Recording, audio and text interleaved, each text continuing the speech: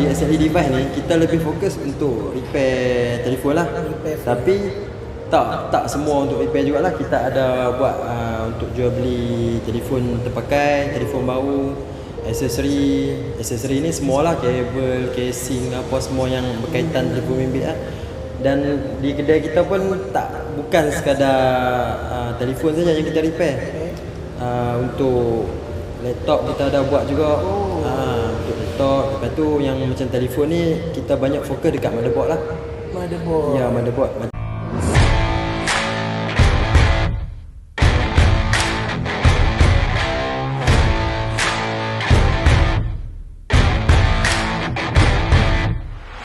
Bismillahirrahmanirrahim. Assalamualaikum warahmatullahi taala wabarakatuh. Kita masih lagi bersama dalam business owner pada minggu ni.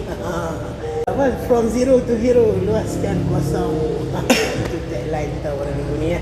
Jadi alhamdulillah minggu ni saya bersama dengan seorang yang istimewa juga, iaitu kita ada bersama dengan seorang business owner. Kita kenal. Assalamualaikum. Assalamualaikum. Ya, Bapak. Baik, alhamdulillah. Nama apa orang? Syahir. Syahir. Ataupun orang panggil Mak Ed lah. Mak Ed. Ya. Mak Ed. Okey. Sebelum berkecimpung dalam dunia perniagaan ni, sebelum ni buat apa? Saya sebelum ni banyak jugalah yang kita kerja lah. Okay. Paling last sekali saya kerja kilang dekat Bukit Minyak lah. Kilang. Ya, kilang. Sebagai apa tu? Sebagai programmer robotik. Programmer robotik. Ya. Okey. Okey. Dia buat apa tu? Program robot. Kilang tu sebelum ni dia sheet metal lah untuk pembuatan besi lah. Maksudnya saya robotik bahagian welding lah. Robot ni program untuk welding. Oh, program dah robot Ya, untuk program welding. untuk welding. Nice. Kira macam yang manual ni tak boleh buat. Macam orang punya welder tak boleh buat macam dia, macam robot buat. Robot kena tolong buat lah. So kami program untuk benda tu lah. Okey. So dalam bidang tu berapa lama tu? Saya dalam bidang robotik ni agak lama agak lah, dalam 2-3 tahun juga. Cuma di kilang tu tak lama lah sebab kita beralih bidang. Macam mana boleh terfikir nak buka kedai phone? Kalau ikut bidang tu robotik kan bidang apa welding lah, welder benda ni kan. Tu macam mana boleh beralih bidang tu? Minat ke? Okey, sebelum saya beralih bidang ni, saya dah lama dah dalam repair phone ni. Kira dari Giat Mara selepas sekolah, abang bagi jalan lah. Dia kata dari duduk saja baik kita try training mana-mana kan. So Giat Mara ada anjuran khusus untuk telefon bimbit masa tu lah, tahun 2008. Okey. Sorry, bukan 2007, 2008 betul. Tahun 2008. So graduate daripada program Giat Mara. Sekarang ni apa orang kata apa, graduate apa, candidate program Giat Mara dah keluar. Alhamdulillah dah ada bisnes. Berapa cawangan sekarang ni? Sekarang ni ada 3 cawangan. 3 cawangan. First cawangan HQ di Bandar Pedar. Lepas tu second saya buka di Sungai Petani, dan yang ketiga di Tok Tawak. Sebenarnya Tok Tawak dengan Sungai Petani tu serentak. Sebab ada member yang buka kedai barber ajak join sekali. Untuk kita buat dalam kedai tu sekali lah bisnes. Sama-sama kita kan. Sebab di Tok Tawak kami ada 3 kedai lah, 3 bisnes itu untuk baju, ropa Melaya mesti tahu kan. Lepas tu Moist Barber. Moist Barber dengan saya kedai saya lah. Sebab kami memang dari sekolah semua sama. SLE apa? SLE Device Solution. SLE Device Solution. Alhamdulillah dah ada 3 cawangan di Penang ni, iaitu di Bandar Perda, di Sungai Petani. Sungai Petani dekat mana? Sungai Petani dekat Pejabat Zakat, Jalan Bakar Arang. Jalan Bakar Arang. Pejabat Zakat Jalan Bakar Arang. Dekat Center Square tu je. Dekat dengan CS lah, orang lama main CS. OL. Telur tahu tak, dekat atas Eco Shop. 3 cawangan. Jadi SLE Device Solution. Jadi apa servis yang disediakan kat sana? Apa servis yang ada? Kalau orang nak pergi ni, orang nak tahu orang nak buat apa, boleh buat apa, macam tu lah. Okey, di SLE Device ni kita lebih fokus untuk repair telefon lah. Tapi tak semua untuk repair jugalah. Kita ada buat untuk jual beli telefon terpakai, telefon baru, aksesori ni semualah, kabel, casing, apa semua yang berkaitan telefon bimbit lah. Dan di kedai kita pun bukan sekadar telefon saja yang kita repair. Untuk laptop kita ada buat juga. Untuk laptop, lepas tu yang macam telefon ni kita banyak fokus dekat motherboard lah. Ya, motherboard. Macam minor punya case untuk screen bagus memang dalam satu bidang lah, dalam satu dia punya point kita repair tu lah. So motherboard lah, maksudnya dalam apa chip tu. Ya. Boleh lah. Yang tu yang pengalaman saya lah, tak banyak kedai yang boleh buat. Ya, betul. Yang boleh buat. Sebab tu kita fokus yang untuk repair tu lebih banyak. Jailbreak iPhone boleh buat? Boleh. Oh, boleh eh? Boleh. Tapi tengok version lah. Tengok version. Okey. Menarik hampa boleh main dekat kedai SLG ni. Okey. Assalamualaikum. Assalamualaikum. Okey, ni handphone saya bateri dah low down. Dia dah ke 70% lah. Jadi saya nak tukar bateri lah. Oh, boleh lah. Okey. iPhone berapa eh? Ini iPhone 7 Plus. Oh, saya pakai. Kaya. Oh, mesti dia kan? Saya. Ada. Nah, saya Tukar sekarang. Saya nak pakai sekarang. Oh, boleh bang? Ya. Tak buat face to face kan? Cantik. Saya suka ni. Pimpong pun tak ada. Pimpong tak ada bang. Kalau kita concert ni. Pasport hidup, pasport. Pasport hidup. Pasport hidup. Oh. Jangan cakap. Bini saya ni. Oh. Okey, Assalamualaikum semua. Kalau hampa nak buat telefon, nak tukar skrin ke, nak buat apa saya kat sini, semua boleh. Hampa kena mai di SLE Device Solution. Power way, depan nak buat. Takut apa? Tuan, nampak yang ada? Nak buat. Ada nak bagi promo apa-apa tak untuk kita punya viewer ni kalau pergi kedai kau nak repair ke Okey. Hampa screenshot untuk video ni kita bagi 10% bila main kedai. Tunjuk di mana-mana cawangan, kata video ni ada view video ni dan screenshot. Nanti kita bagi potongan 10% promo. So dekat sini hampa screenshot ada tulis 20% kan. Sini hampa screenshot hampa bagi dekat staff dia kat mana-mana cawangan saja. Ya, mana-mana cawangan pun boleh. Akan dapat diskaun 10%. Okey. Baik. Menarik tu orang yang buat screenshot. Okey, baik. 3 cawangan. Jadi macam mana nak uruskan 3 cawangan dalam masa serentak? Okey, nak Apa uruskan ataupun apa cabaran dalam bila ada cawangan ni, apa cabaran yang dia cabaran dia kita tak boleh duduk kat satu tempat. Untuk kita punya skill lah. Maksudnya macam bila orang nak kita punya skill, kita stay kat satu tempat saja. Contohnya macam dekat Tok Etawak, okey, ada technician yang ni. Dekat Sungai Petani ada technician ni. So kadang-kadang kawan-kawan yang biasa dengan company kita, dia nak skill kita. Dia nak macam kita je yang buat. Mana-mana pun macam pemain kereta pun sama juga. Dia nak orang tu juga buat. Kadang-kadang dia pun tak boleh tolong buat. So yang tu cabaran dia. Bila customer mai nak minta technician ni yang buat. Agak payah jugalah yang tu kan. Kita nak handle tu, cuma kita bagi dekat kita punya staff, bagi skill yang elok lah. Yang apa yang kita ada kita perturun habis dekat dia. So start training start latih staff lah. Ya, start latih staff untuk buat repair phone dan semua ni. Alhamdulillah lah 3 cawangan tu. Berapa tahun dalam bidang ni? Saya kira untuk buka kedai ni dah dalam 5 tahun, 6 tahun. 6 tahun. Dalam bidang ni untuk 6 tahun. Sebelum ni adalah 2-3 tahun yang sebelum ni. Sebelum saya beralih bidang ni.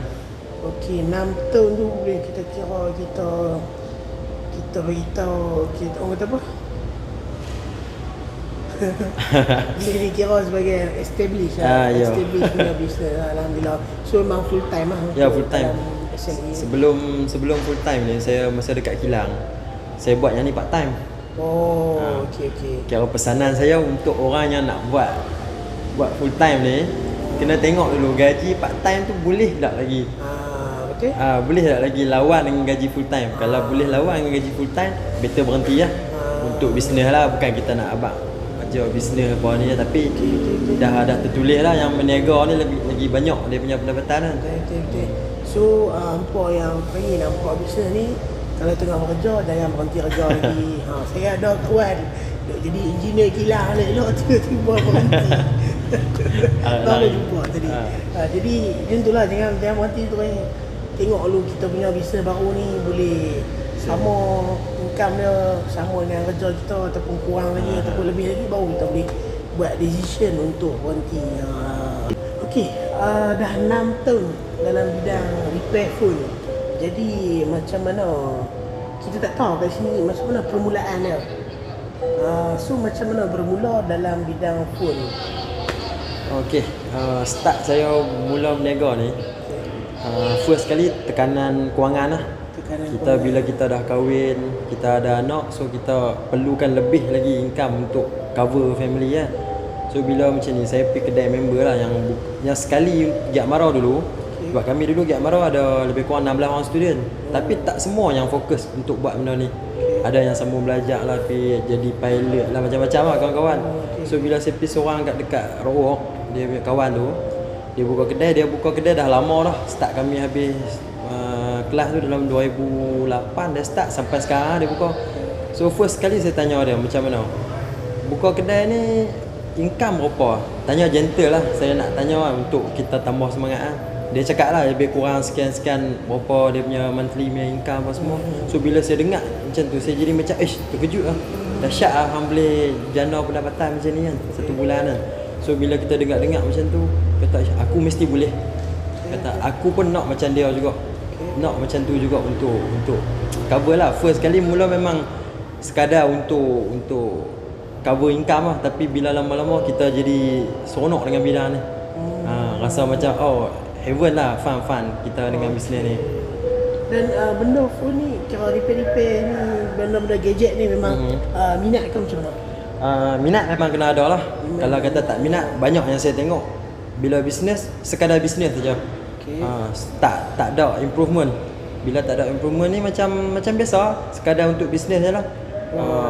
Sekadar tapak lama. Orang cakap tapak lama, bukan tak ada improvement langsung lah. Dia sebenarnya sepanjang pengalaman saya duk interview ni lah, bila banyak bisnes owner yang buat dengan minat ni, dia banyak akan improvekan dia punya bisnes. Maksudnya skill dia tu dia akan banyak ubah dan juga improvekan cantik. Itu alhamdulillah lah. Maksudnya kita buat apa yang kita minat je. Setengah orang tu dia buat sebab nak income saja, tapi dia tak minat. Itu pun masalah juga tu. Okey, untuk kata-kata semangat ataupun satu inspirasi untuk sekarang ni tengah Covid kan, apa semua. So orang nak survive susah apa semua, banyak down, kena buang kerja, tak tahu nak buat apa. Mungkin boleh bagi cadangan ataupun nasihat untuk bangun, untuk bangkit balik, insyaAllah.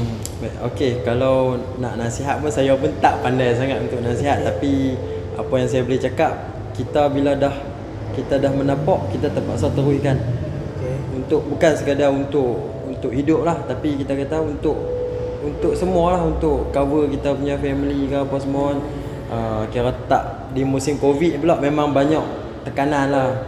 Kami pun berniaga first dengan agak susah lah, yang dengan nak buka kedai tak boleh apa semua. Tapi kita cuba cari jalan.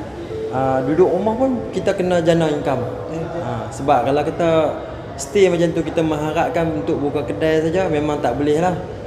So bila kita stay dekat rumah, cuba cari jalan lah. Cari customer secara online. Kita repair dari rumah ke rumah. Kita ada sedia COD. Sebab sekarang bila time Covid, kerajaan ada bagi untuk kita minta pelepasan lah, untuk ke mana-mana daerah kan. So bila macam tu, dia hendak 1000 daya, tak hendak 1000 dalih lah saya cakap. Atas kita juga, kalau rasa nak lebih, kita kena buat lebih.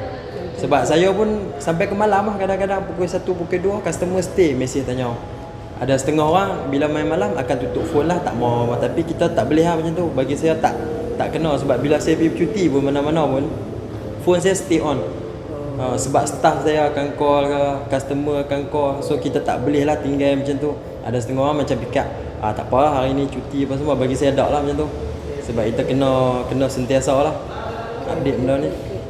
Kata-kata semangat, satu key point orang tahu nak hit dia pun ni. Macam mana? Aduh. Salah. Benda ni kira macam kata-kata semangat saya simple lah. Atas kita, kalau rasa nak lebih, kita usaha lebih.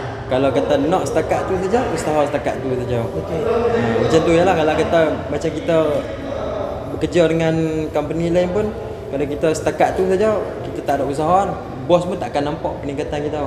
So kadang-kadang orang cuma pikat untuk duit saja, tapi kita kena pikat untuk improvement lah. Bila kita tunjuk lebih, bos akan nampak lah. Macam tu juga bila kita berniaga. Bila kita usaha lebih, akan nampak lagi masuk banyak. Betul-betul. Dia sebenarnya kita buat lebih daripada limit kita bagi tu lebih daripada apa yang kita ada. InsyaAllah kita akan dapat ganjaran lebih daripada apa yang kita biasa dapat. Macam itulah. Jadi cakap tu saja untuk minggu ini. Jadi anda jangan lupa bantu saya untuk like, share dan subscribe di MSH Studio ni, From Zero to Hero, luaskan kuasamu.